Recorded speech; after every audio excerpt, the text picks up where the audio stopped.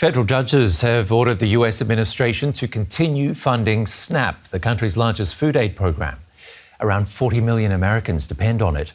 Funding was set to end in November amid a government shutdown, with federal employees continuing to miss their paychecks. President Donald Trump says he's willing to keep the funds flowing. As Benjamin Alvarez-Gruber reports, food banks and NGOs are stepping in to get meals to furloughed workers. They are known for delivering food in cities struck by natural disaster, war and conflict. But World Central Kitchen is now offering also support to furloughed federal workers in the city they are based in, Washington, D.C. Lunchtime in this park in the U.S. Capitol. A tent has been installed to hand out warm meals, snacks and water for federal workers who, due to the federal shutdown, are working without pay. Many of them have been without 2 paychecks now, some of them a full cycle. Many of them are still in the office right now, so that's a lot of who's coming out today are folks who are exempted and therefore still working. And so we're hoping to catch a mix of people while we're out here this week. Some found this tent by chance, while others like Kelly found out through friends about this new food distribution point. I'm grateful that they're coming and they're giving us sandwiches and snacks and water, because you got to stay hydrated. And, you know, food is something that we will be concerned about with the furlough. I'm glad they're here. I just wish they didn't have to feed us. The librarian, who works at the Library of Congress, is frustrated with the lack of willingness on Capitol Hill to end this shutdown. Frustrated. Definitely a little angry that they're not doing more to fix this and to talk to each other and to negotiate. Bored, certainly, because I'd really like to go back to work. I like what I do. I'm good at what I do. The government shutdown is already the second longest shutdown in history. There is no end in sight, and there is an additional concern for food banks. Food assistance used by more than 40 million US citizens, known as Supplemental Nutrition Assistance Program or SNAP, will not be distributed from November. With states administering the programs, many of them have pledged to use their own funds to cover any shortfall. However, the federal government has warned that they will not be reimbursed.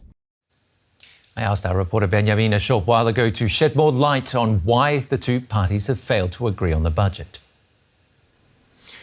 It has been hard because for resolving this deadlock, there needs to be negotiations. And without these negotiations happening on Capitol Hill, or at least both sides, Republicans and Democrats, talking to each other, not just blaming each other for the shutdown and for the reason that the government has not been able to reopen yet. But this concern for millions of citizens that need these food stamps that were mentioned in this piece will add a new dynamic to this fight over the national budget. But there is relief for them because 2 federal judges ruled nearly simultaneously today that the Trump administration must continue paying for SNAP, for these food stamps, using so-called emergency reserve funds during this shutdown. We went only a couple of days ago to a press conference on Capitol Hill where Senate Democrats printed out a pretty big screenshot from the Department of Agriculture homepage with a passage that has been taken down since it says that these emergency funds need to continue being paid during a shutdown. So this is a relief on one side for those who need these food stamps, but on the other side, some fear that this might have the effect of decreasing pressure on lawmakers to actually reach an agreement to reopen the government. Yeah, has there been no attempt to reach an agreement or a compromise while President Trump, the deal maker, was touring Asia doing deals?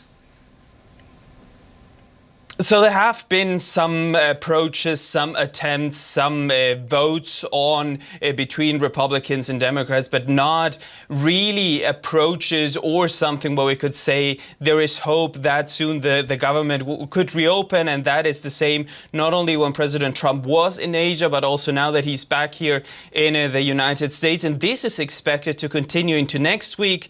There was a pro forma session in the House of Representatives, and the clerk announced that House Speaker Mike Johnson, a Republican, formally designated next week as a so-called district work period, and that means that there also won't be new votes there. meaning that the House has not voted since September 19th, when it actually passed a resolution to extend government funding until November 21st. So that makes it quite hard to believe this side saying that they are not even trying to have this vote when the framework is not there for both of them, if both parties to actually sit down and talk and see what both arguments are to finally reopen the government.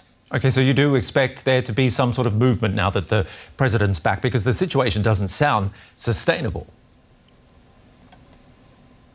That's right, and also because President Trump got involved, he called for the Senate to invoke what he called a nuclear option to end this government shutdown, and that would actually allow his Republicans to fund the government without needing Democratic vote. That would change a threshold of a 60-vote threshold that would be needed to advance most legislation. But even though President Trump himself told Republicans in Congress that they should do it, Majority Leader John Thune said that his position on this filibuster, on this change, remains unchanged. So that would actually mean that President Trump would go even further with saying that more needs to be done there. And what's important here is also the optics of what is happening.